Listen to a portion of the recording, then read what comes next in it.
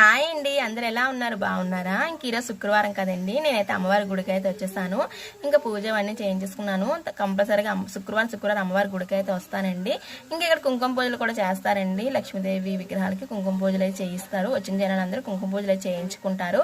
ఇంకా ప్రతి శుక్రవారం భోజనాలు అని చెప్పాను కదా, వంటలకైతే రెడీ చేస్తున్నారు. స్పాన్సర్స్ ఎవరైతే ఉన్నారో వాళ్ళు సామాన్లన్నీ తెచ్చిచ్చేస్తారు. ఇంక ఇక్కడైతే ఆడవాళ్ళందరూ వండుతారు.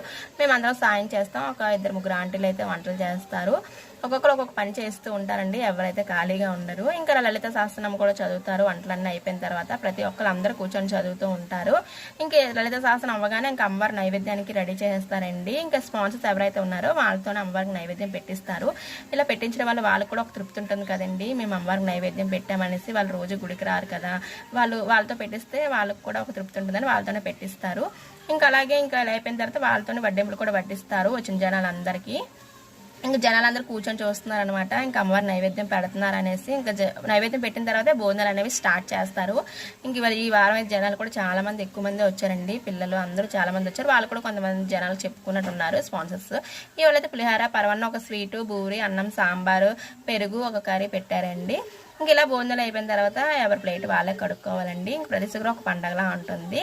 ఇంకా అమ్మవారి దయ ఉంటే అన్నీ ఉన్నట్టే. అమ్మవారిని దర్శించి అమ్మవారి కృపకి పాత్రలు కండి. ఓం శ్రీమాత్రే నమః.